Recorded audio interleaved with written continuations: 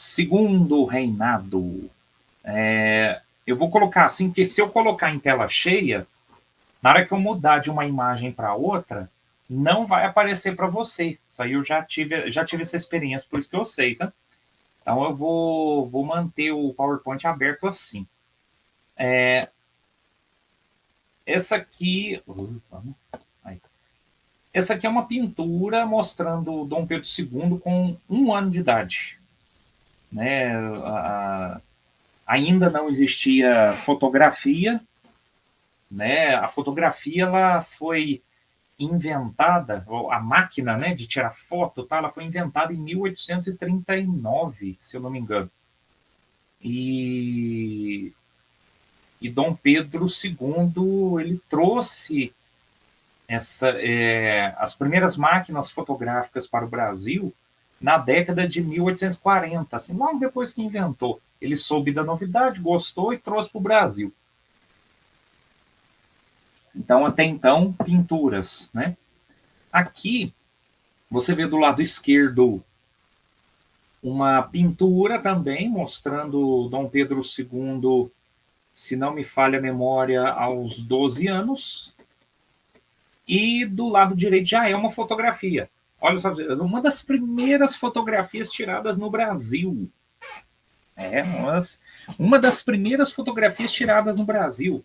Essa fotografia do ano, a que está do lado direito aí, é do ano de 1848.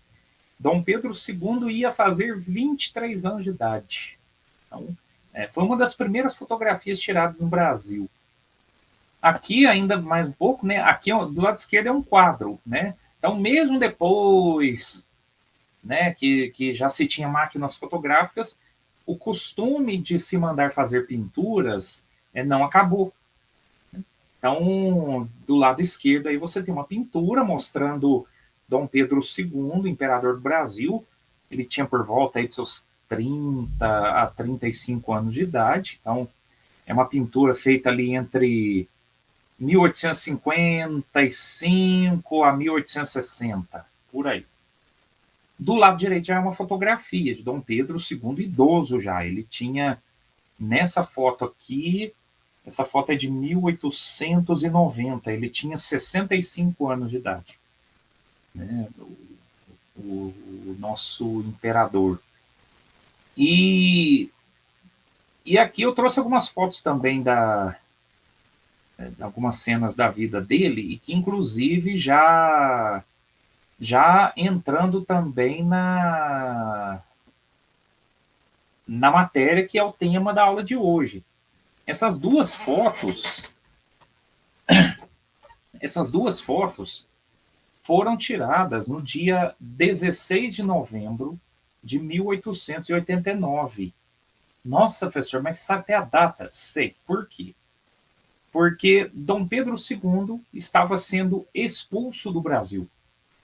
Nossa, mas como assim? No dia 15 de novembro, tanto é que é feriado, né, Ellen? É feriado, né, o 15 de novembro. E no dia 15 de novembro de 1889, Dom Pedro II sofre um golpe militar. Então, militares tomam o poder, tomam, né, palácios do governo e expulsam do Brasil a família imperial. Então, aqui, nessa foto do lado esquerdo, por exemplo, Dom Pedro II está já indo para o porto para embarcar no navio, junto com toda a família, né, sua esposa, filhas, netos e algumas outras pessoas que foram junto com eles,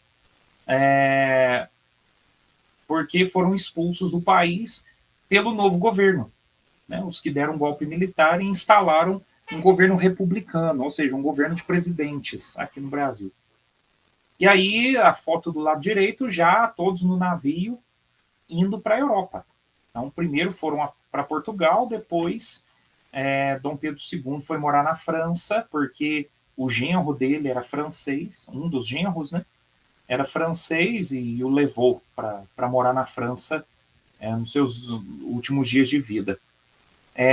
Sobre a queda de Dom Pedro II, né, ele ter sido tirado do poder, vou falar daqui a pouco. Aconteceram algumas coisas na história do Brasil que levaram a isso, né, a Dom Pedro II ser tirado do poder. A próxima foto mostra uma viagem que Dom Pedro II fez para o Egito, em 1875 ou 76, se eu não me engano.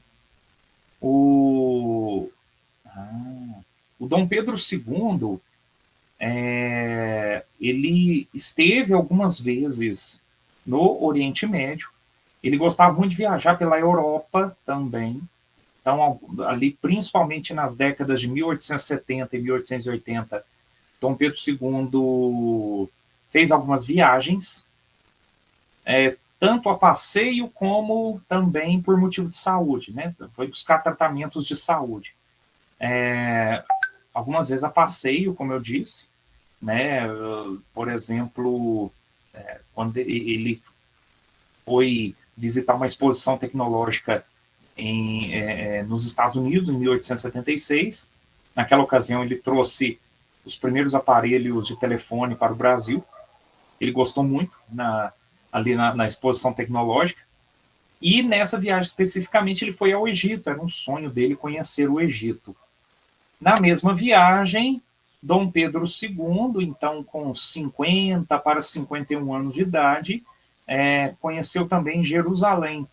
Essa foto aqui foi tirada em 1876, em Jerusalém. Dom Pedro II está montado em um camelo. Além desses detalhes da vida de Dom Pedro II, muitas coisas a nível político, social e cultural estavam acontecendo no Brasil no século XIX. Por exemplo, em 1850 é assinada a chamada Lei de Terras. Nossa, mas por que isso foi tão importante para o Brasil? Por que isso foi tão importante para o Brasil? Porque até 1850, muita gente tinha terra sem documentação, não havia assim digamos assim, uma organização maior para garantir que, né, que todos os proprietários de terra tivessem documentos provando que aquela terra era dele e tal. E aí, em 1850, é instituída a chamada Lei de Terras. E, assim, acabou reforçando, e a intenção até era essa mesmo, reforçando a situação dos latifúndios aqui no Brasil. O que é latifúndio? São grandes terras.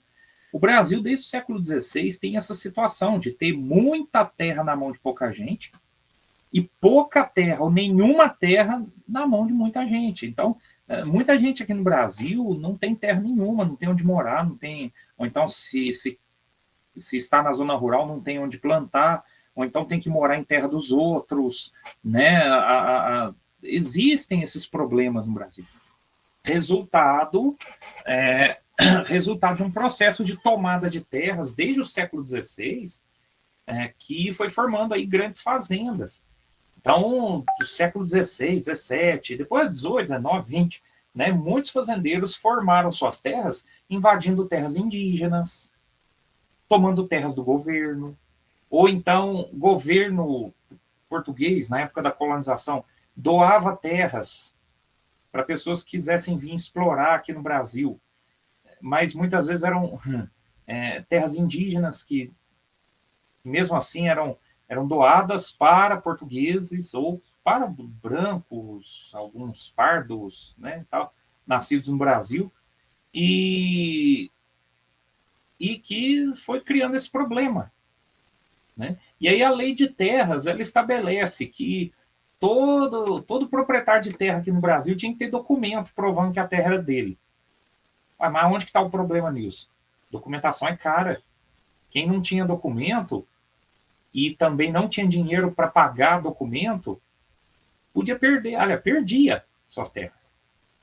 Imagina, por exemplo, imagina você aí, você morando aí na sua casa, no seu terreninho aí e tal, você está acostumado com o seu quintal, olha que beleza. E vamos supor que não tem documento nenhum mostrando que essa casa é tua, ou que seja aí do teu pai, da tua mãe, do teu responsável e tal. E aí vem um e usa a lei daqui e dali para tomar a sua casa. E você não tem documento nenhum que prove que é sua. Então, foi esse o problema, né? Então, muita gente que não tinha documento ou que não tinha dinheiro para pagar documento, perdia as terras.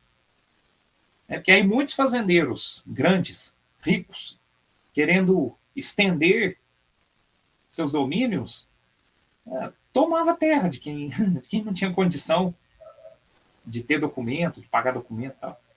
Né? Começou a rolar isso. E aí tinha que ser feito os registros das terras. Né? Eu trouxe um exemplar aí de um registro. Né? Inclusive daqui do sul de Minas, ali do município de Pouso Alto.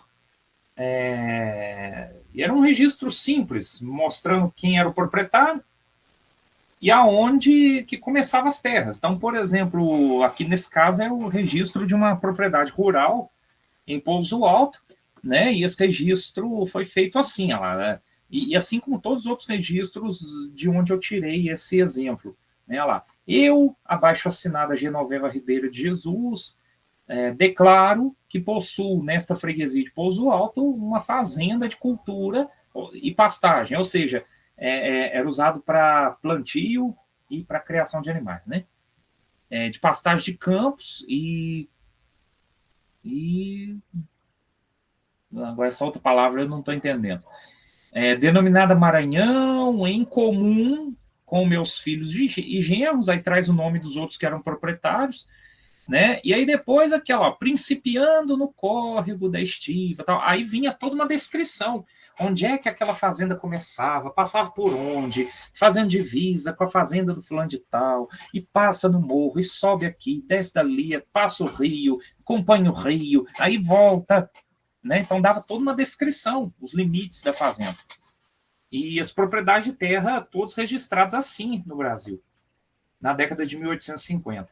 Outro processo histórico importante na época de Dom Pedro II, no seu governo, foi o fim da escravidão. O Brasil demorou para acabar com a escravidão. Se você pega todos os países do continente americano, o Brasil foi o último a acabar com a escravidão. Em 13 de maio de 1888. Um processo que foi conduzido de forma lenta, porque proprietários de escravos queriam o fim da escravidão? Claro que não. Aí, só que o Brasil estava sendo pressionado pela Inglaterra. Então a Inglaterra tinha preocupação com os negros de origem africana? Não, não tinha preocupação com os negros de origem africana, não. A Inglaterra tinha uma preocupação econômica. Escravo não ganha salário. Como é que vai comprar produtos ingleses? Então a Inglaterra bota pressão para o Brasil substituir o trabalho escravo pelo trabalho assalariado. Que aí o trabalhador que recebe salário poderia comprar produtos que os ingleses vendiam aqui no Brasil. Então a preocupação aí não era humanitária, era econômica. E aí o Brasil vai fazendo leis para acabar com a escravidão aos poucos e ao longo do século XIX substituir os escravos por imigrantes, por pessoas que vinham de fora, principalmente italianos e alemães. Aí você pensa no seguinte, mas espera aí, professor. Tá, né, tudo bem, trabalho assalariado, mas não poderia simplesmente libertar os escravos e começar a pagar salário para eles, ao invés de trazer trabalhadores de fora? Né? O Brasil poderia ter feito isso. Mas por que não fez? Porque no século XIX, tanto na Europa quanto no continente americano, havia uma ideia muito forte já de que o homem branco era superior. Então, assim, uma ideia que para nós é racista. Havia uma ideia racista de que, não, uma sociedade ela vai se desenvolver mais se ela for uma sociedade de trabalhadores brancos. Então vamos embranquecer a sociedade. Aí por isso, né, o, o governo brasileiro e muitos fazendeiros incentivam a vinda de trabalhadores brancos.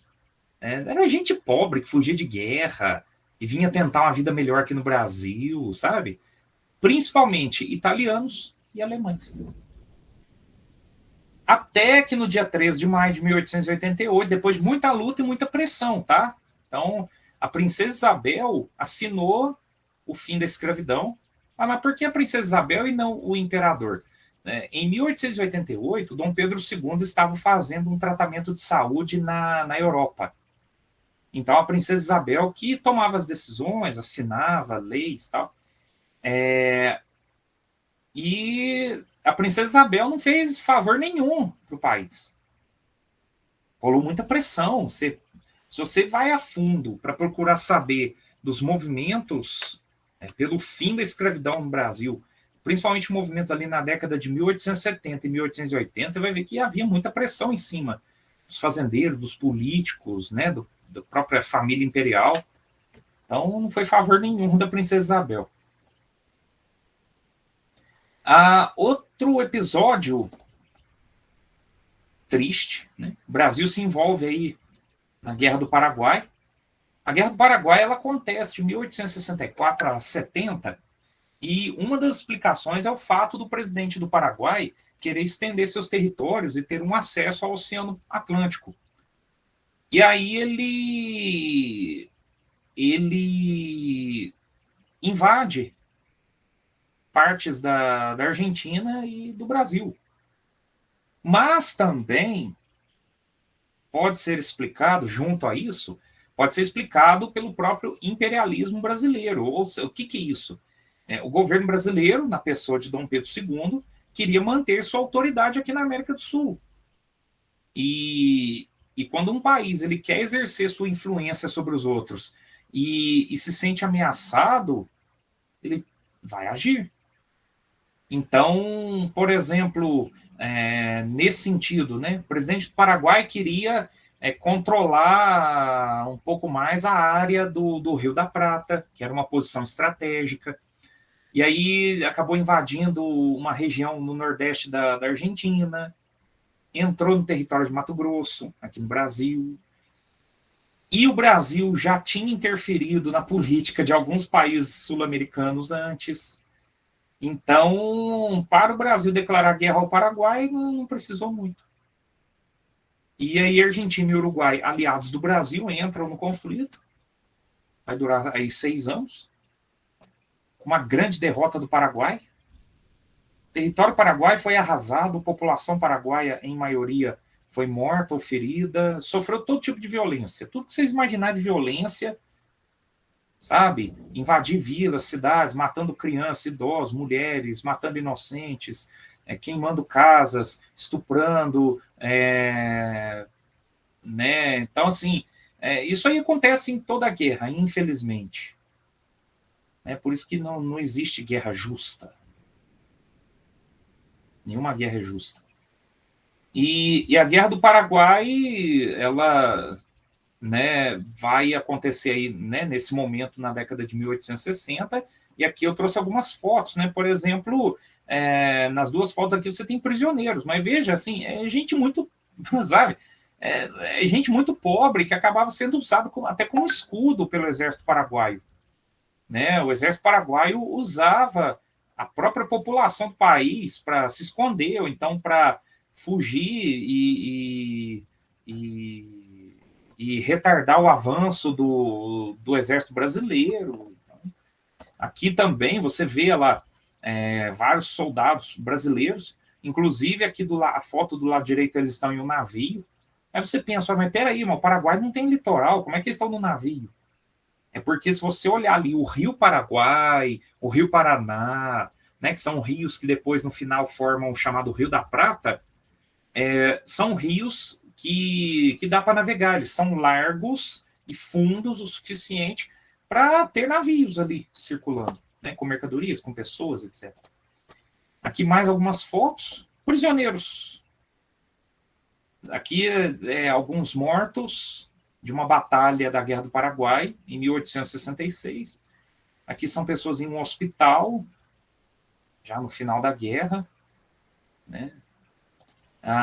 Aqui nessa foto, essa do lado esquerdo e essa aqui do lado direito é Dom Pedro II.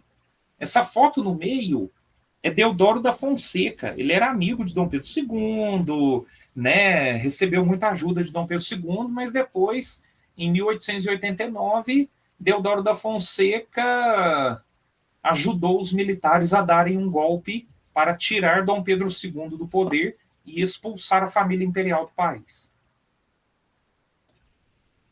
Algumas inovações nesse período. A fotografia, né? O trem, os primeiros trens vieram para o Brasil durante o governo de Dom Pedro II. Os primeiros aparelhos telefônicos, né? Veja aqui, né? O próprio inventor do telefone está testando um aparelho, né? O inventor do telefone é Alexander Graham Bell, norte-americano, testando um aparelho. E houve também a questão da imigração europeia. Como eu disse, muitos trabalhadores, principalmente italianos e alemães, mas também de outros países, vieram para o Brasil em busca de uma vida melhor, trabalhar nas plantações de café. Né? A gente vê na nossa região mesmo, quantas e quantas famílias têm sobrenome italiano, por exemplo.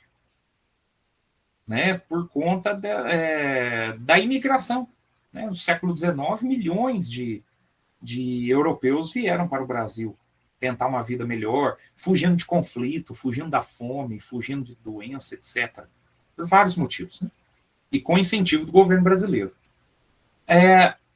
Na década de 1870 e 1880, Dom Pedro II, o governo de Dom Pedro II entrou em crise com vários grupos.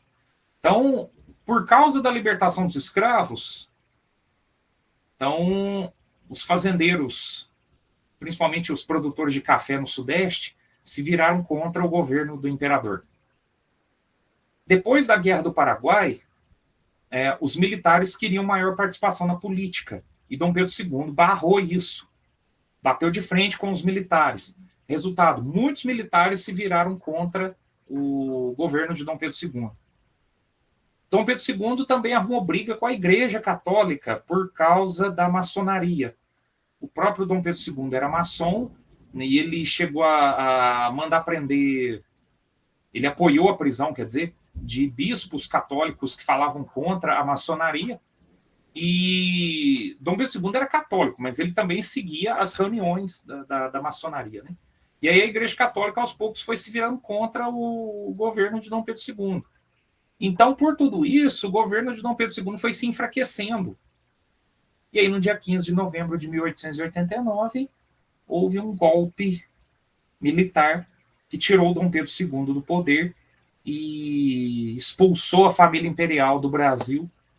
Né? Dom Pedro II ele morre 2 anos depois, em dezembro de 1891, morre em Paris, na França, amparado por sua filha, a princesa Isabel, e pelo marido dela. Né? Assim, não morreu pobre, né? Uma vida muito simples. Não. Ele estava bem amparado, né? Mesmo tendo sido expulso do Brasil. E é isso, esse foi o governo de Dom Pedro II.